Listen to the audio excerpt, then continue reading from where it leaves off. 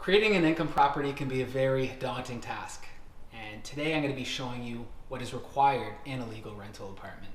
So this place used to be a bungalow, and now we've converted it into a legal duplex. So the first thing that I'll show you, this is the common area, and don't judge me, this still isn't done yet, but there's a common side entrance, and then there's stairs going up to a unit on the main floor, and then stairs going down here into the basement apartment. So both this door and the access door upstairs have to have a 20-minute fire rating, and they also have to have a door closer. Now the reason why they have to have a door closer is if there is a fire and people are running out, they're not going to have time to reach back and close it. So at least with the self-closing device, it will contain the fire within this apartment. Another thing that you have to look out for is this label here. The building inspector is going to be looking for that, and make sure that when you're painting your door, you don't paint over that. And if you're a contractor, you probably already know this, but it's kind of a pain with fire-rated doors. A lot of times you can't buy these pre-hung, which means it comes with the jamb and everything, so you have to actually build the whole jamb yourself right from scratch. Come on in and I'll show you what else is required. So we can start over here at the electrical panel. Everything has been completely rewired in this house. And we also separated the utilities. That way, it makes it a lot easier. The tenant pays for their own hydro, and the tenants upstairs will pay for their own hydro. One of the newer changes to the code is all bedrooms have to be on an arc fault rated circuit breaker. The reason why they introduced this is because, say for instance, someone's bed frame could be rubbing up against a lamp cord, and it could be frayed and cause arcing. So that's one of the reasons why arc fault breakers have been introduced for the bedroom circuits. And we can go from here to the furnace room. This is the furnace room, so you also have to have a 20-minute fire rated door and an automatic door closer.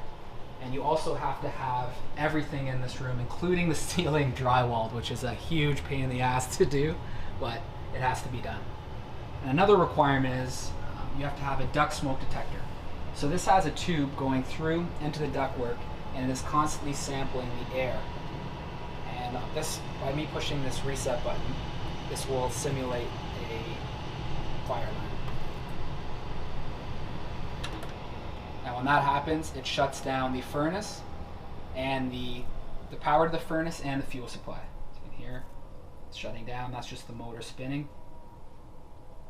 And the reason why you have to have one of these in is because you do not want to have the furnace fueling the fire, blowing air throughout the whole space.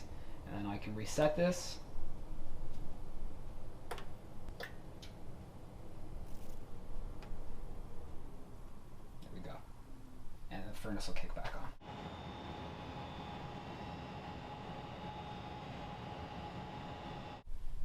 So you have to have at least one combination of a carbon monoxide and smoke detector. Usually that's within about 15 feet of your kitchen. So the kitchen's right here. So we have it located right here in this pocket in the hallway.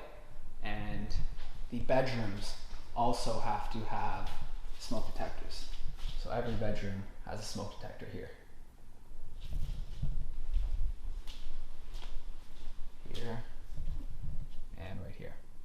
And you also have to have windows that are operable in both bedrooms. And you also have to have two means of egress. So that window that I just showed you is one of the means of egress. This window is also operable as well. And then obviously the doorway to come into this apartment would be the other means of egress. So your ceiling heights have to be 6'5" under ductwork, and 6'11" in 75% of the rest of the habitable area, as determined by the Ontario Building Code. You have to have an operable window in the laundry room, and if it's a fixed window, then you have to have an exhaust fan. Same rules apply in the washroom. So in here, the window is fixed, but we have installed an exhaust fan. And you're going to want an exhaust fan anyway in the bathroom because of the moisture issues. And what I also do is I install a Dewpoint humidity switch. So the great thing about this is if you forget to turn on the fan when you're taking a shower, it has a humidity sensor in here that will automatically turn on the fan, and it has a built-in timer as well, so it'll shut it off. And you can also turn it on manually. It's a little more expensive. It's about $50, but I highly recommend it. This one is made by Dewpoint. So even beneath these stairs, you have to have fire separation. This is actually one part where I failed in my first inspection.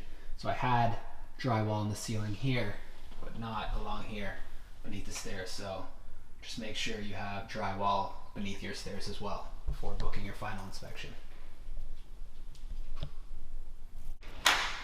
Welcome to our I'm just rambling on here. Thanks for watching, guys. I hope you enjoyed the video. If you did, hit the like button, and to stay connected, subscribe to my channel, and you can also follow me on Instagram.